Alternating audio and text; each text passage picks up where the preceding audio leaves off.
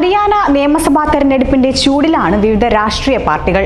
സംസ്ഥാനത്തെ അധികാരം പിടിച്ചെടുക്കാനുള്ള പോരാട്ടത്തിലാണ്. ഒക്ടോബർ 5-നാണ് ഹരിയാനയിൽ നിയമസഭാ തെരഞ്ഞെടുപ്പ് നടക്കുന്നത്. ഒക്ടോബർ 8-ന് ഫലപ്രഖ്യാപനവും നടക്കും. അതേസമയം ഹരിയാന നിയമസഭാ തെരഞ്ഞെടുപ്പിന്റെ നാമനിർദ്ദേശ പത്രിക സമർപ്പിക്കുവാനുള്ള സമയപരിധി ഇന്ന് അവസാനിക്കും. ഒക്ടോബർ 5-ന് ഒറ്റഘട്ടമായാണ് തെരഞ്ഞെടുപ്പ് നടക്കുക. BJP മുഴുവൻ സീറ്റുകളിലും ആം ആദ്മി പാർട്ടി 70 സീറ്റുകളിലും സ്ഥാനാർത്ഥികളെ പ്രഖ്യാപിച്ചു കഴിഞ്ഞു. ജമ്മു കാശ്മീർ നിയമസഭാ തെരഞ്ഞെടുപ്പ് 3-ാം ഘട്ടത്തിന്റെ നാമനിർദ്ദേശ പത്രിക സമർപ്പിക്കാനുള്ള സമയവും ഇന്ന് അവസാനിക്കുകയാണ്. ഹരിയാന നിയമസഭാ തെരഞ്ഞെടുപ്പ് നടക്കാനിരിക്കെ 5 സ്ഥാനാർത്ഥികളെ കൂടി പ്രഖ്യാപിച്ചിരിക്കുകയാണ് കോൺഗ്രസ്. യൂത്ത് കോൺഗ്രസ് അധ്യക്ഷൻ സച്ചിൻ കുണ്ടു, യൂത്ത് കോൺഗ്രസ് വക്താവ് രോഹിത് നഗർ തുടങ്ങിയവരുൾപ്പെടുന്ന പട്ടികയാണ് കോൺഗ്രസ് പ്രഖ്യാപിച്ചിരിക്കുന്നത്. നേരത്തെ 40 പേരുൾപ്പെടുന്ന സ്ഥാനാർത്ഥി പട്ടിക കോൺഗ്രസ് പ്രഖ്യാപിച്ചിരുന്നു. ഇതിന് പിന്നാലെയാണ് 5 പേരെ കൂടി പ്രഖ്യാപിച്ചിരിക്കുന്നത്.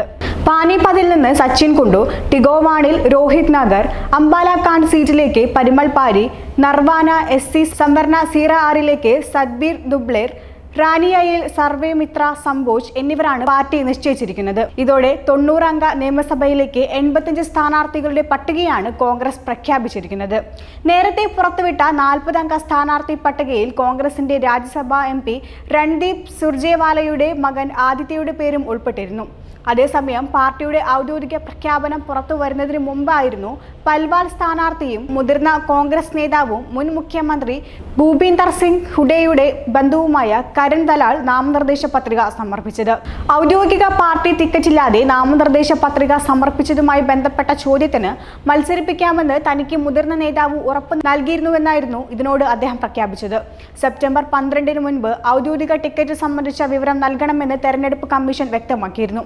കഴിഞ്ഞ ദിവസം പുറത്തുവിട്ട 3-ാം സ്ഥാനാർത്ഥി പട്ടികയിൽ കരാൽ ദലാലിന്റെ പേരും ഇടം പിടിച്ചിട്ടുണ്ട്. ഹരിയാന നിയമസഭാ തെരഞ്ഞെടുപ്പിനുള്ള 21 സ്ഥാനാർത്ഥികളുടെ 2-ാം പട്ടിക BJP ചൊവ്വാഴ്ച പ്രഖ്യാപിച്ചിരുന്നു. എന്നാൽ സിർസ, മഹേന്ദർഗഡ്, NIT, ഫരീദാബാദ് എന്നിവിടങ്ങളിലേക്കുള്ള സ്ഥാനാർത്ഥികളെ ഇതുവരെ പ്രഖ്യാപിച്ചിട്ടില്ല.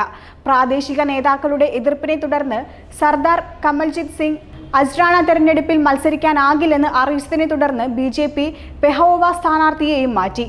ഒരു ഭാഗത്ത് സ്ഥാനാർത്ഥികളെ പ്രഖ്യാപിച്ചുകൊണ്ട് പ്രവർത്തനങ്ങൾ നടക്കുമ്പോൾ സീറ്റ് ലഭിച്ചില്ല എന്ന കാരണത്താൽ നേതാക്കൾ BJP-യിൽ നിന്നും കൊഴിഞ്ഞു പോകുകയാണ്. BJP-യിൽ വലിയ ആശങ്ക സൃഷ്ടിക്കുകയാണിത്. അതേസമയം BJP-യെ നേരിടാനുള്ള കടുത്ത പരിശ്രമത്തിലായിരുന്നു കോൺഗ്രസ്. അതിനായി ആം ആദ്മി നേതാക്കളുമായി സഖ്യം ചേരാനായിരുന്നു കോൺഗ്രസിന്റെ തീരുമാനമെങ്കിലും പകുതി വഴിയിൽ വെച്ച് ആപ്പ് അത് നിഷേധിക്കുകയായിരുന്നു. പല സന്ദർഭങ്ങളിലും ആപ്പ് കോൺഗ്രസിനെ സഹായിച്ചുവെങ്കിലും ആപ്പിനായി കോൺഗ്രസ് മുന്നിട്ടിറങ്ങിയില്ല എന്നാണ് നേതാക്കൾ പറയുന്നത്. അതിനാൽ തന്നെ ഒറ്റയ്ക്കുള്ള മത്സരമാണ് ഇനി അവിടെ കാണാൻ പോകുന്നത്. കോൺഗ്രസിന് ഇനി BJP-യെ ഒറ്റയ്ക്ക് നേരിടേണ്ടി വരും. BJP-യിൽ ഇപ്പോൾ ആശങ്കകൾ നിലനിൽക്കുന്നുണ്ടെങ്കിൽ കൂടിയും പോരാട്ടത്തിനായി തയ്യാറായി കഴിഞ്ഞിരിക്കുകയാണ്. സ്ഥാനാർത്ഥികളെയെല്ലാം പ്രഖ്യാപിച്ച BJP-ക്ക് ഇനി പ്രചരണവും മറ്റുമാണ് ബാക്കിയുള്ളത്. അങ്കത്തട്ടിൽ ആര് മുന്നേറുമെന്ന് നമുക്ക് കണ്ടറിയാം.